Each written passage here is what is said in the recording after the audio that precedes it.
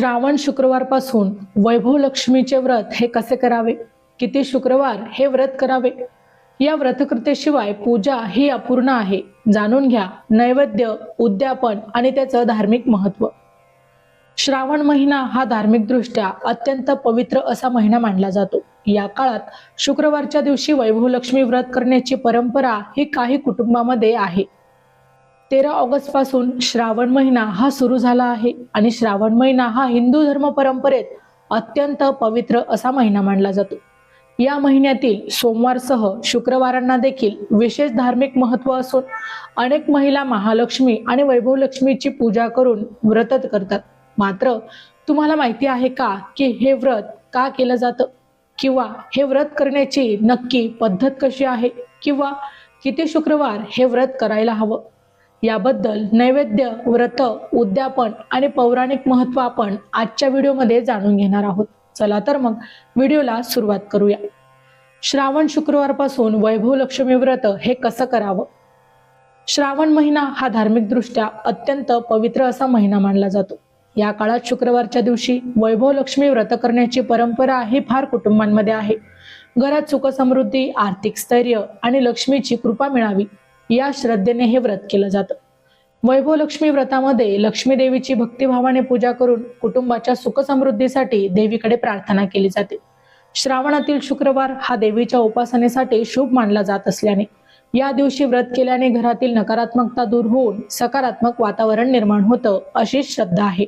तसंच धनधान्याची वाढ, आर्थिक अडचणी कमी होणं आणि कुटुंबातील सदस्यांचं कल्याण व्हावं यासाठी हे व्रत केलं जातं। या व्रतामागील आणखीन एक महत्त्वाचा संदेश म्हणजे संयम, श्रद्धा, दान आणि कृतज्ञता। व्रताच्या निमित्ताने गरजू व्यक्तींना अन्न, वस्त्र किंवा शक्य ती मदत करणे हे पुण्यकारक मानलं जातं। वैभव लक्ष्मी व्रताची सुरुवात कशी करावी? धार्मिक मान्यतेनुसार श्रावणातील शुक्रवारपासून व्रत सुरू करण्यापूर्वी आपल्या कुटुंबाच्या परंपरेनुसार किती शुक्रवार व्रत करायचे आहे ते सर्वात आधी आपण ठरवलं पाहिजे।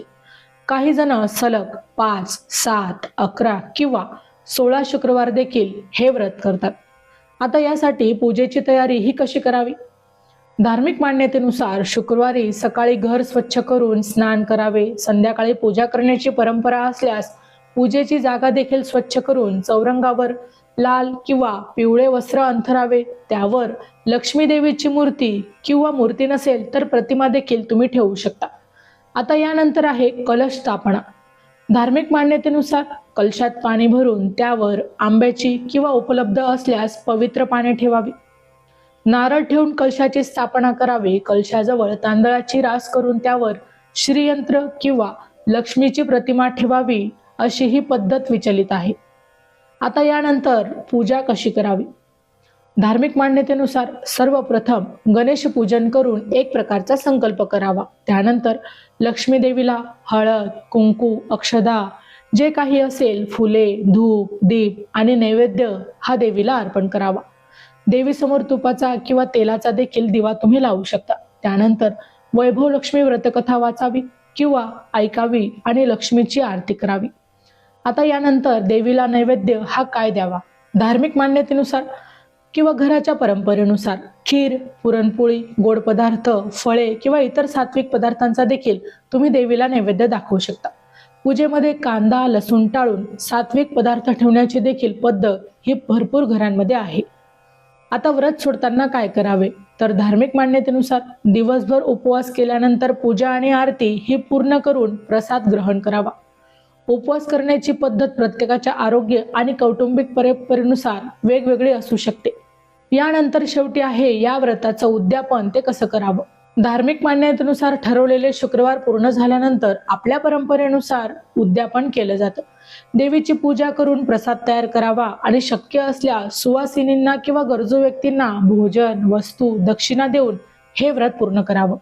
वैभव लक्ष्मी व्रताची सुरुवात किती शुक्रवार करावी, पूजा कशी करावी आणि उद्यापन कधी करावं याबाबत वेगवेगळ्या कुटुंबांमध्ये आणि प्रदेशांमध्ये परंपरा देखील भिन्न भिन्न प्रकारच्या आहेत। त्यामुळे आपल्या कुटुंबातील प्रचलित पद्धतीलाच आपण सगळ्यात आधी प्राधान्य द्यावं। माहिती आवडली असेल तर अवश्य शेअर करा। अशाच प्रकारची नवनवीन अध्यात्मविषयक माहिती ऐकण्यासाठी आमच्या चॅनलला अवश्य सबस्क्राईब करा। पुन्हा भेटू अशाच एका नवीन माहितीसह. तोपर्यंत श्री स्वामी समर्थ.